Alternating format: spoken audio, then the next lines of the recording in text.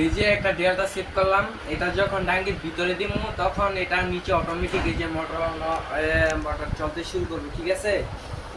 দেন যদি ট্যাঙ্কি ভরে যায়, ঠিক আছে, এটা ফ্লট সুইচটা আস্তে আস্তে ট্যাঙ্কির উপরে চলে যাবে, ঠিক আছে, মানে এটা উপরে উপরে পানির উপরে উঠতে থাকবে। দেন এই যে আস্তে আস্তে যখন এই যে উঠবে তখন মোটরটা আমার অটোমেটিক অফ হয়ে যাবে। হ্যাঁ, ঠিক আছে, এদিকে আসো। এই যে এটা হচ্ছে চেঞ্জ ওভার মেশিন, এটা চেঞ্জ ওভার, এটা হচ্ছে এমসিবি, ঠিক আছে।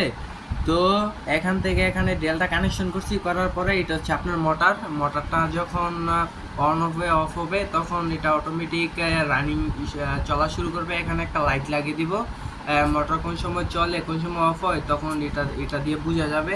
আর এই হচ্ছে পুরো সেট, ঠিক আছে। এটা এখন ফিটিং করেছি, কালকে এটা ছাদে সম্পূর্ণটা ফিটিং করব। এই যে দেখুন, এটা যখন খালি থাকবে আর এটা যে সময় পানি শেষ হয়ে যাবে তখন তো আমরা এখন বুঝতে পারি না, যেমন মোটর ছেড়ে রাখলে সারাদিন পানি পরে কোন সময় উঠে কোন সময় শেষ হয় তা আমরা বুঝতে পারি না। কিন্তু এই জিনিসটা যখন ট্যাঙ্কির ভিতরে লাগাবো তখন আমাদের হাতে কোনো কাজ নেই, এটা অটোমেটিক পানি ভরবে এবং অটোমেটিক মোটর অফ হবে, অন হয়ে যাবে।